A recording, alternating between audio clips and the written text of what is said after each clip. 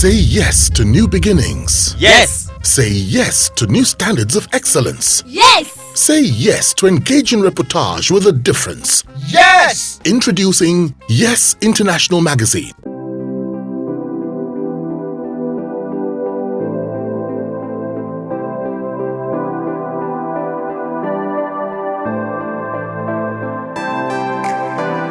At that time and at that age, that group decided to take on the military. What gave you the courage? What gave you the confidence? Where did the courage come from? Well, the courage came from the fact that we were activists, even as students. Before I became NANS president, I practiced as a campus journalist. We ran campus journals that were taking the authorities to task, that were criticizing the authorities on campus. My organization that time was called, my newspaper, my news magazine on Ife campus was called the Petals. Petals are like, flowers. So we had the ideological one because we were members of the Alliance of Progressive Students, which was a student socialist group. The name was the Combatants. Then there were others on Ife campus. We had the Bang, people like Femi Ojudu, Tive Denedo.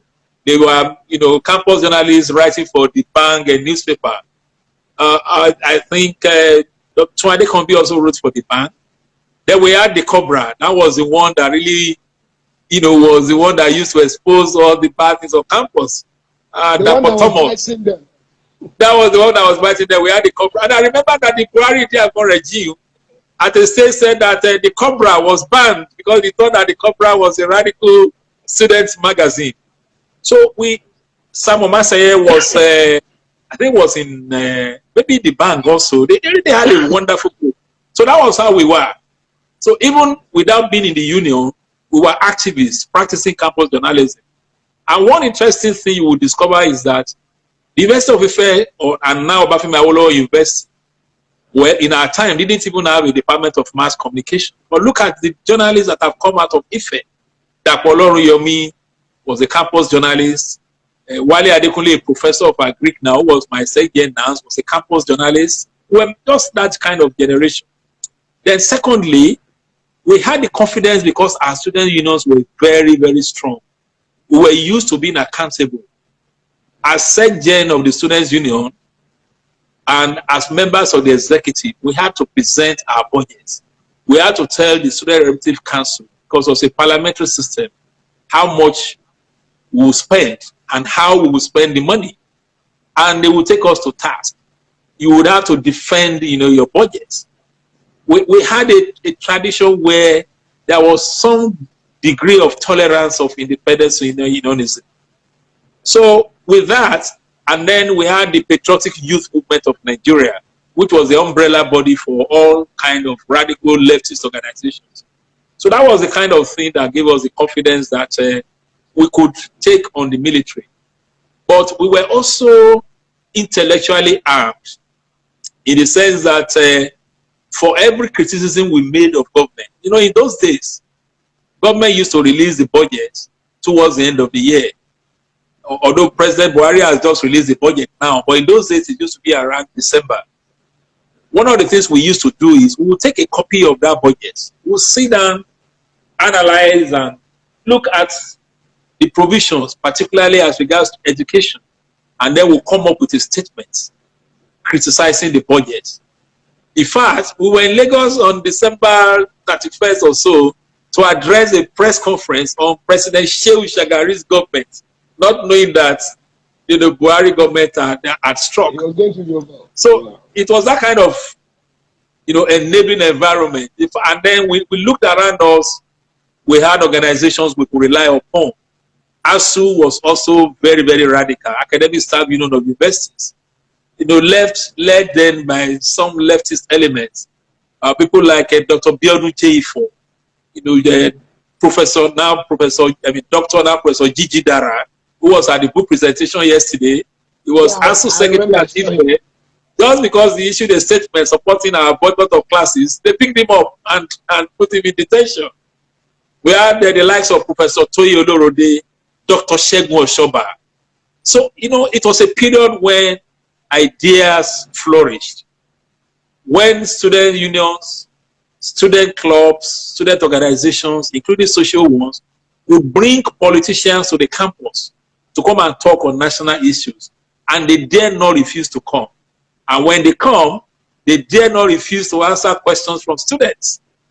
I remember that period, Abubakar Rimi came, Jimu Obodo came, Jakonde came, and it was also a different generation. Do you know that as students of Ife, Jakonde's daughter was with us on campus, and we did not know, because there was nothing about her that would say, oh, this is the governor's daughter. Not these days when, I mean, even nieces and nephews of governors ride in the bulletproof jet.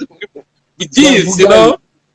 So when Jakonde was about to leave Ife campus in his Toyota Crown, and of course, you know, we went around and, you know, cheering him, and then one young lady just stepped forward, and Jakonde's aides were saying, oh, enter our car. He wanted to follow them to Lagos. That was when we knew that Jakonde's daughter was a student on campus. And Inspector General of Police that time was a student. And something happened when we were to start the boycott of classes. Apparently, they sent for her. They wanted to take her out of the campus. So when they came with the police vehicle to take her, she said, why are you taking me? I'm part of the struggle. I don't need to follow you. We didn't know, and Inspector General's daughter was at Ife up to that period of time. So it was that kind of thing that gave us the energy to go all out. Now, talking about activism, how did you get entangled? I think it started from my secondary school days because of the kind of literature that were made to read. At the time we were in Form 3, Form 4, as we used to call them in those days, the equivalent of what would be now GSS 3, SS 1, SS 2. We were reading for our literature classes, we were reading Zambia Shall Be Free, written by Kenneth Kaunda, who was a liberation fighter who became president of Zambia. We read Tell Freedom by Peter Abrahams, which was about life under apartheid in South Africa. We read Mind Boy, Mind Boy, I think, by Jacob Zuma. We read all those kind of literatures, and it's like, oh, so you have man's inhumanity somewhere. At least, you know, it gave us some idea. We knew what injustice meant, reading all those, you know, literatures. Then in my final year in the secondary school, in February 1978, teachers in Ondo State had a problem with the state government. The military governor then was one wing commander, Ita Ikpeme. So teachers were on strike, and it was affecting the students. So suddenly we had some visitors for our school, and they came to, I was the social prefect. So we went for a meeting, and at the end of the meeting, they said, oh, we have to demonstrate against the government. We were not really clear about what the issues were, but they told us that we have to participate. So we went back to my school. You know, my wife always says, don't mention this is your school. You went to school in a village. But it's actually a Kitikorakpo college. You know, my wife is a Lagos girl. You can say, no, don't mention this way, Kitikorakpo. But I have to mention it here. So we went back, and then we mobilized fellow students.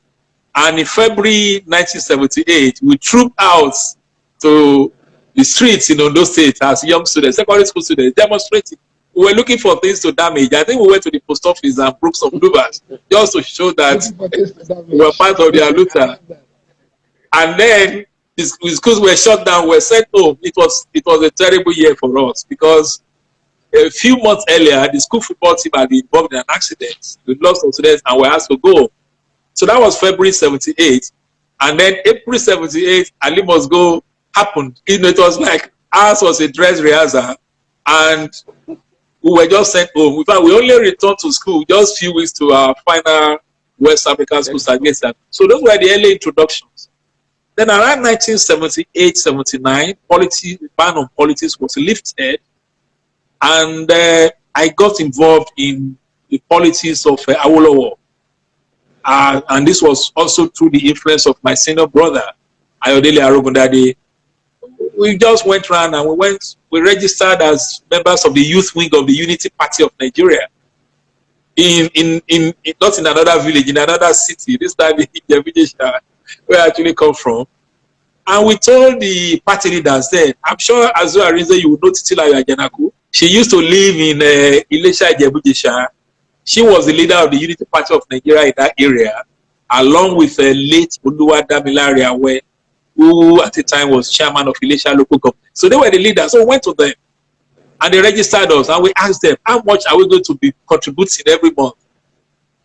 And we were just, myself and my senior brother were retaking our work and we were working as a laboratory attendants. But our salary was huge then. I think about 86 to 90 naira. With that salary, we would buy drinks for my mother's beer parlor. We would buy clothes for ourselves. We would eat, we would feed, we would go and buy Fela's record. That was another radical influence on this activism. Because we had an uncle Ajayi Arogundade. He had a radio shop, electric repairs, and he used to buy all these records. So we'll listen to Fela, we'll see Fela's photograph in the newspapers, wearing pants, then me and my senior brother will start acting like, Fela. So, but our was the first route to being ideological. We liked the UPN. By that time, I then moved on to Federal School of Arts and Science in Ondo, where we couldn't do but read the the Sunday Tribune because of the columnists. We liked the columns of Toladeni. And you know the titles of those columns, Ink in My Blood, Abbas Sahid. Then I think we had Banji Ogunele, who used to write a column called The Fun, The Fair, and The Fury. Tai Solarin was also a columnist. Sir Justice Adewale Thompson was also a columnist for Sunday Tribune. Then, of course, there was Ebenezer Babatope, Ebino Topsy. So reading all those things, it's like, I mean, you were ready to join the battles. That was the kind of activism ideology that I carried to Ife. But when I got to Ife, they now told me, oh, that your Awolowo socialism is not the real socialism. That was what Owela Kefat. I joined the radical socialist movement on Ife campus. And that kind of laid the foundation for my activism. But I must say too, I need to mention this. I need to say that part of it also came from my dad, Thomas Akinyemi, because Arogundade. Incidentally, when we were supporting the Unity Party of Nigeria, my father was a staunch supporter of the National Party of Nigeria. And we would be arguing with our dad. And he would say, you boys don't know, it's like you are not that exposed. But my father was also a fighter. He was a principled person. And he fought his battles in the church, My father hated cheating. He hated injustice. And once he's convinced that you've done him wrong, he will go all out to fight you. And no matter what you say, my father will say, I'm standing, on my principle. He will say, I've said my own. So I believe that all this influence what one has become.